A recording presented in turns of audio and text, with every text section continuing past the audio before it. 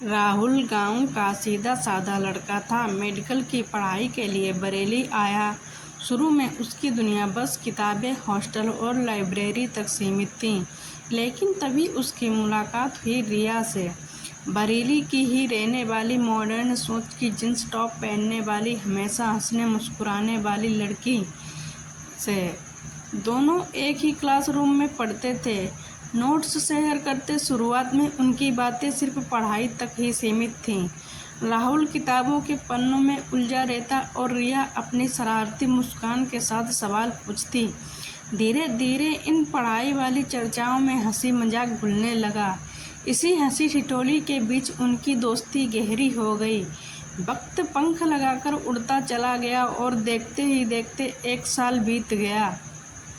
अब दोनों डिप्लोमा के दूसरे साल में पहुंच चुके थे, लेकिन इसी बीच कुछ ऐसा हुआ जिसकी उन्हें खुद भी खबर नहीं लगी। उनकी दोस्ती कब मोहब्बत में बदल गई, किसी को एहसास ही नहीं हुआ। अब तो हालात यह थी कि राहुल की धड़कनें रिया की हंसी से जुड़ी रहती और रिया की आंखों की चमक राहुल की थकान मिटा देती। वो अब सिर्फ दोस्त नहीं रहे थे, वे एक दूसरे की सांसें बन गए थे, एक दूसरे की जान बन गए थे। 5 साल का ये रिश्ता बहुत गहरा हो गया। दोनों सपने देखने लगे कि पढ़ाई पूरी होने के बाद शादी कर लेंगे। डिप्लोमा पूरा कर राहुल गांव लौटा। वो पूरे यकीन के साथ अपने माँ बाप के सामने खड़ा हुआ। मम्मा, पापा, मैं रिया से शादी करना चाहता हूँ। लेकिन उसकी बात सुनते ही घर में सन्नाटा छा गया।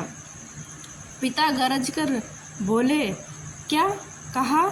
वो मॉडर्न लड़की, वो अपने आप को हमारे गांव के माहौल में ढाल लेगी, ऐसे के कपड़े पहनकर गांव में घूमेगी तो लोग क्या कहेंगे?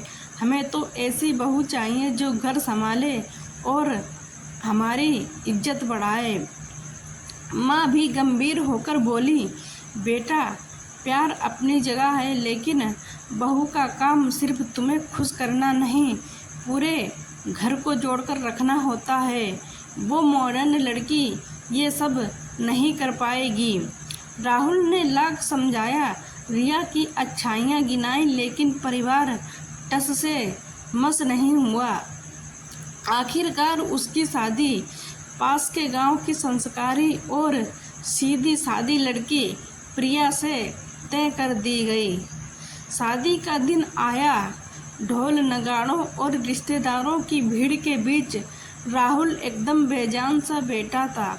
वो हर फेरे पर बस यही सोच रहा था, ये जगह रिया की होनी चाहिए थी। वह परेशान था। प्रिया लाज शर्म से सजी हुई मंडप में आई। उसके चेहरे पर हल्की मुस्कान और आंखों में डर व उम्मीद दोनों ही थे।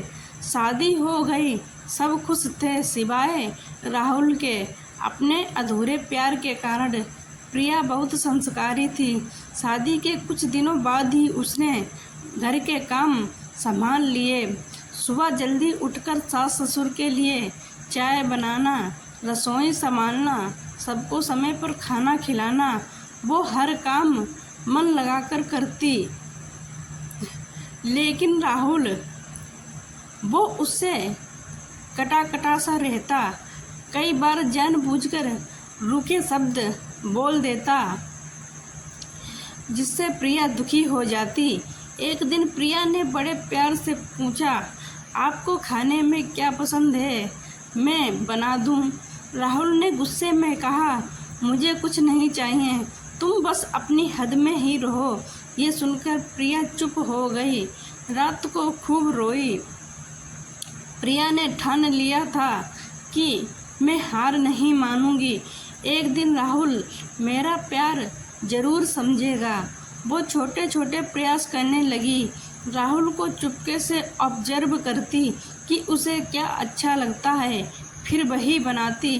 भले राहुल कुछ ना कहे, लेकिन जब प्लेट खाली मिलती तो उसके दिल में खुशी होती। जब राहुल देर रात तक मेडिकल की किताबें पढ़ता तो प्रिया चुपचाप दूध का गिलास रख जाती।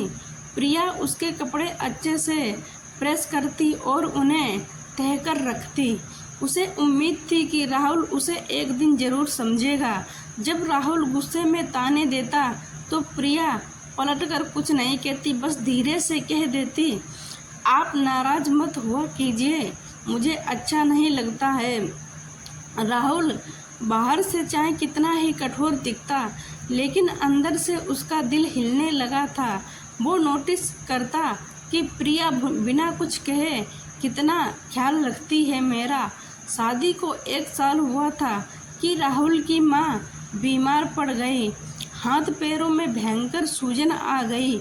इलाज के लिए दवाइयाँ चल रही थीं, लेकिन देखभाल सबसे ज़रूरी थी। उस वक्त प्रिया ने दिन रात उनकी सेवा में खुद को झोंक दिया। वो रात भर जागकर उनकी मालिश करती, दवा समय पर देती, उनसे बातें करती ताकि उनका मन लगा रहे। राहुल ये सब चुपचाप देखता रहता। उसके दिल में सवाल उठता कि क्या रिया कभी ऐसा करती? शायद नहीं। प्रिया तो सचमुच इस घर की धड़कन बन गई है। माँ की हालत सुधरने लगी। एक दिन माँ ने राहुल का हाथ पकड़कर कहा कि बेटा, ये बहू नहीं, भगवान का रूप है। उस रात राहुल लंबे समय तक सो नहीं पाया।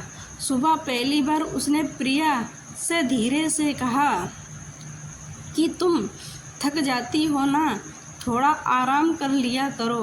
प्रिया की आंखें भर आईं। ये उसके लिए दुनिया का सबसे बड़ा तोहफा था।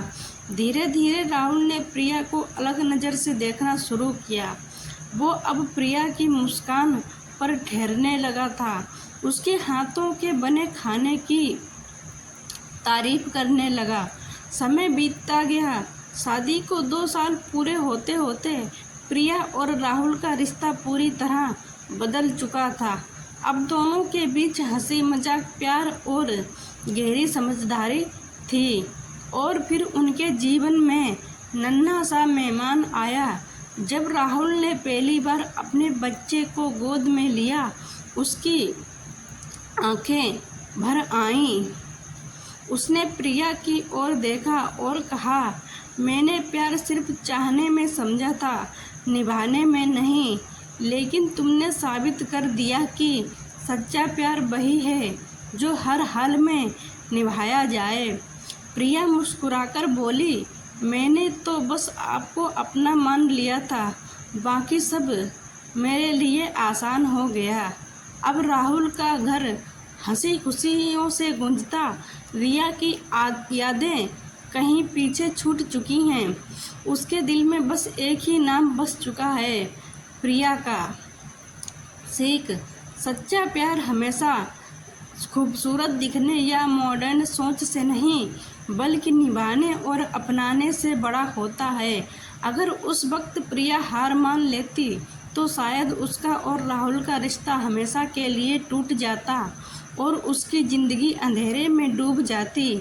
लेकिन प्रिया ने धैर्य का दामन थामे रखा। उसने हर कठिनाई को सहते हुए हिम्मत नहीं खोई। धीरे धीरे अपने सच्चे प्यार और निस्वार्थ भाव से उसने राहुल का दिल जीत ही लिया। दोस्तों, अगर आपको ये कहानी अच्छी लगी हो तो प्लीज़ इसे लाइक ज़रूर कीजिए। अपनी राय और दिल की बातें हमें कमेंट में ज़रूर बताइए। इस कहानी को अपने दोस्तों और परिवार के साथ ज़रूर शेयर कीजिए। और हाँ, हमारी आने वाली नई नई कहानियाँ सबसे पहले सुनने के लिए चैनल को सब्सक्राइब करना मत भूलिएगा। आपका छोटा सा सपोर्ट हमें और भी बेहतर कहानियाँ लाने का हौसला देता है, तो प्लीज़ सपोर्ट करें। Thanks for watching.